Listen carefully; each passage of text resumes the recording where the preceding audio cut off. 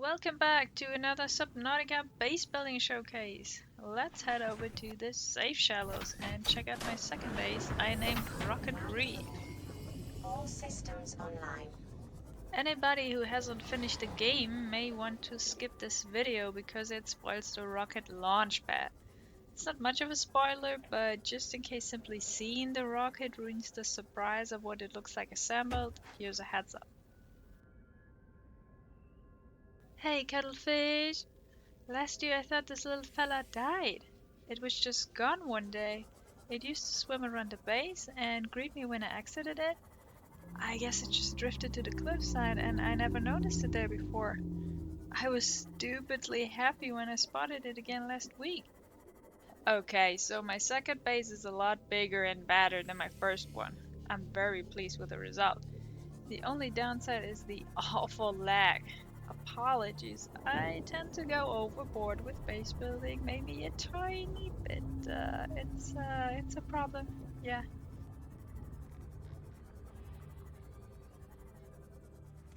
Welcome aboard, Captain. I still love the peaceful sunny safe shallows. It's maybe not the most stunning biome, but all of them are beautiful in their own way with a unique individual atmosphere.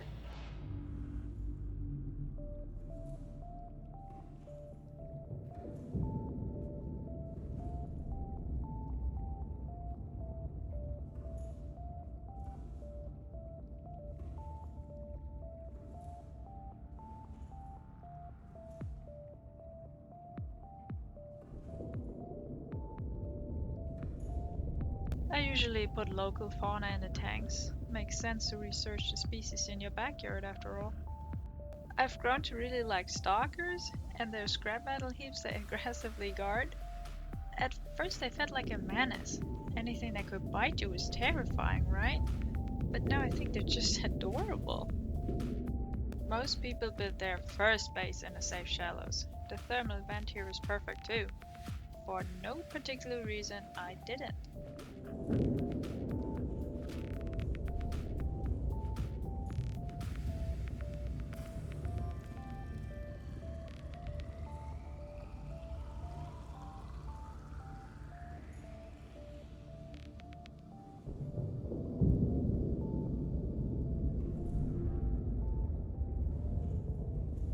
I usually set the scanner here to scrap metal.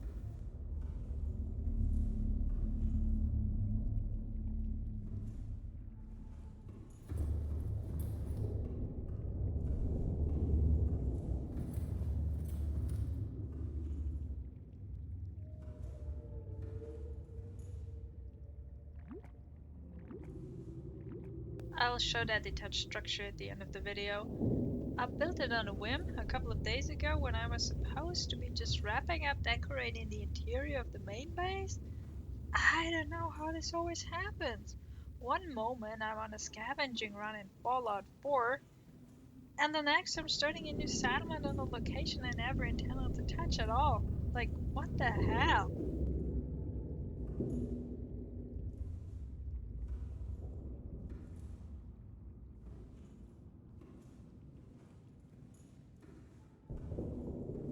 Sand sharks I always found annoying, but not scary. Bone sharks, on the other hand, are jump scare material for me.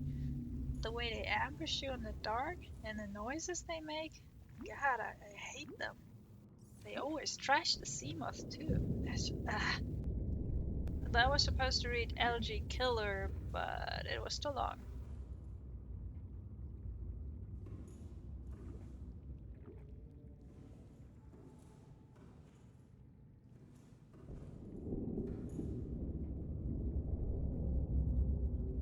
This is a science tower. Here is the dormitory of people who all have a plush toy fetish apparently.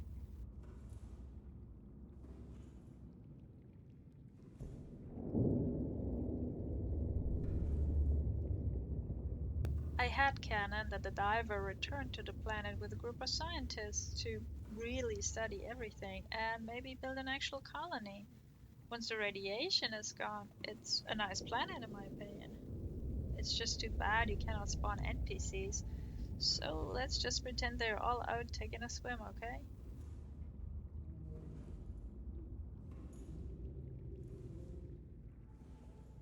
You can actually glitch small eggs into those glass boxes. That's pretty cool. Well, sadly, it doesn't work with those big tubes or the sample analyzer in the middle of the room.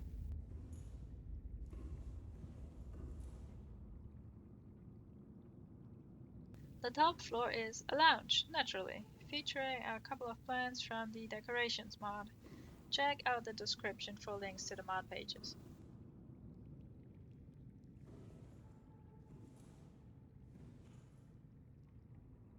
My rocket launch pad. This save file is from after I finished the game actually, where it just loads right before you board it and leave.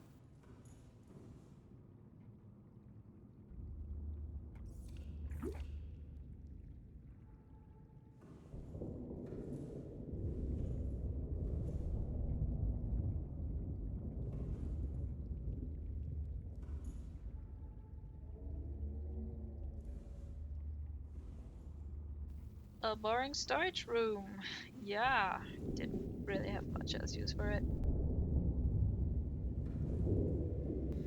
Could be somebody recently put a gasopod in there for biofuel. What a horrible person.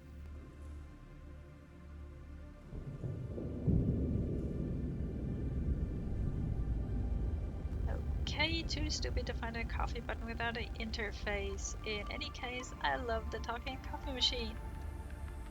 And here we have another lab. The decorations mod lets you place all kinds of things. It's a bit random, however, which items. For example, it lets you place computer chips, but not batteries or nuclear rods.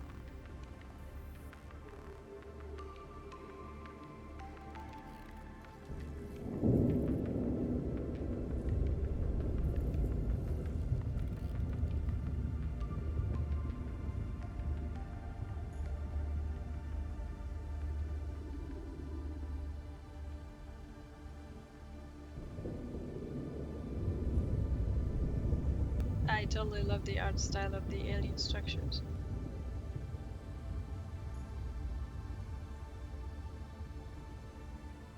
That gasopod is one of my pets I released. They don't normally swim around the thermal vent, I believe.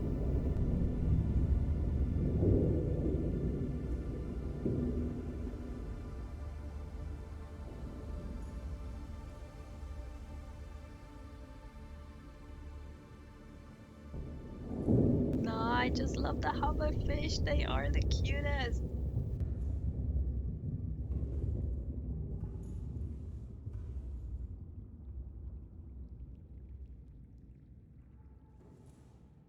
This is my diver's private room.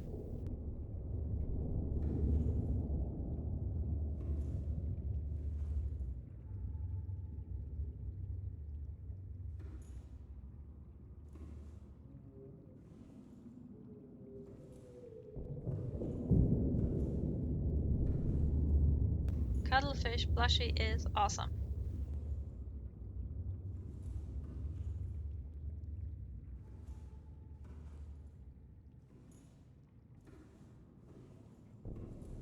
Okay, the bone sharks don't exactly belong in the safe shallows, but I had a tank to fill, so...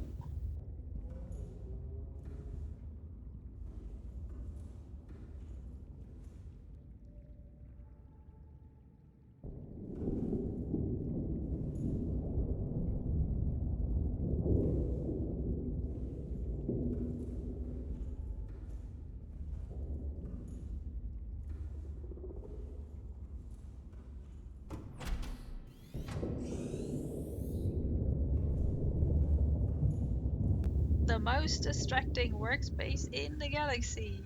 Bring earplugs.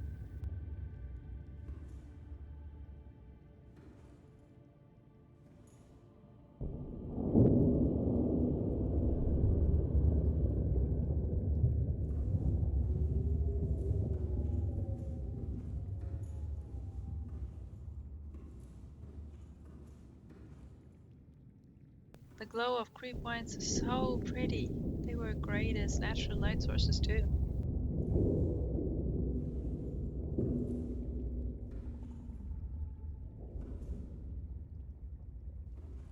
The tree in the middle is modded, obviously. It's pretty ugly, even more so in here than on the island, but I find it so hilarious how the swaying animation still works indoors.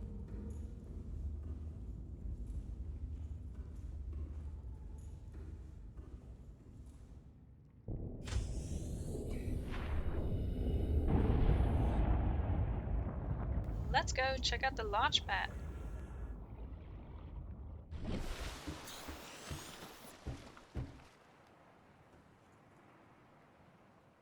Sunsets are so beautiful in this game, so calm and peaceful on the surface.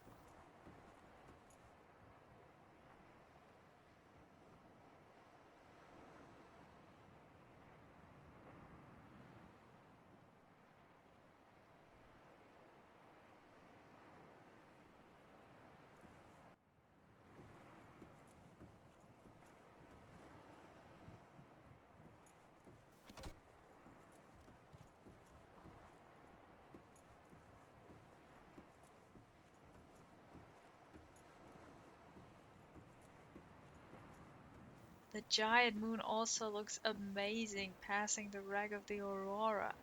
That view never gets old for me. Okay, back into the water.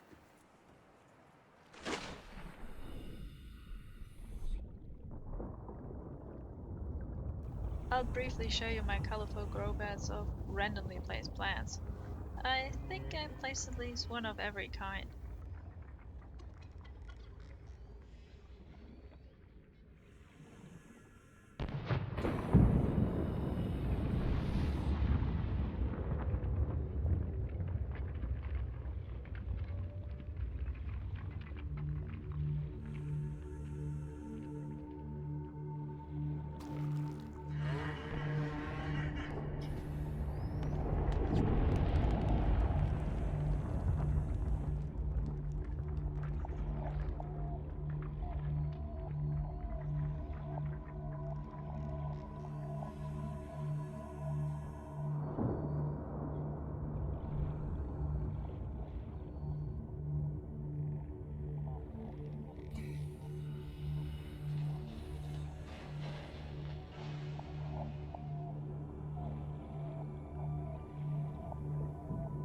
Let's go visit my stalker gang. I released a group of 6 tank-bred stalkers, thinking they would go and fetch me scrap metal. What actually happened was they stole my scanner room cameras and started playing with them. Like cuttlefish, they've drifted off a bit by now. But isn't this just adorable? My very own water ball team! I crafted them several more cameras, but currently they're playing with just that one.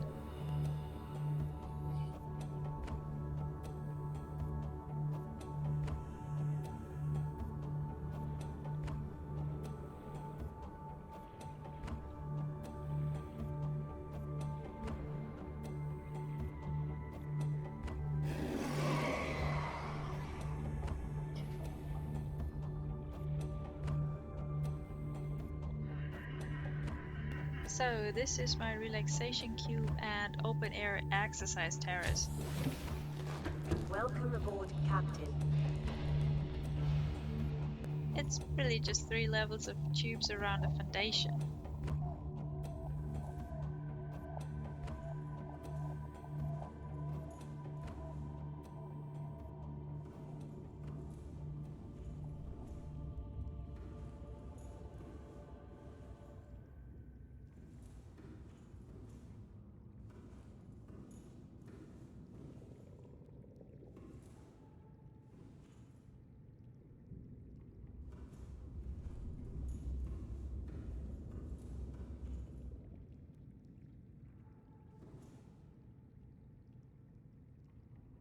But I totally love how each level gives a different view. The water is quite nicely animated.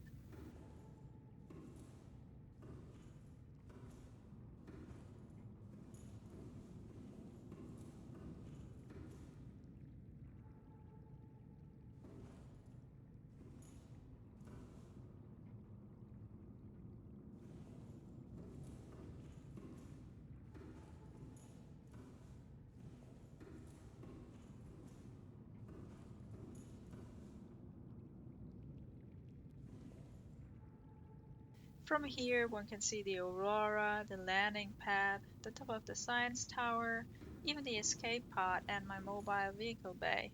And of course, my water ball team! Shooting out of the water like dolphins, passing the ball from one to the other. That is maybe the single most awesome, adorable thing in any game ever.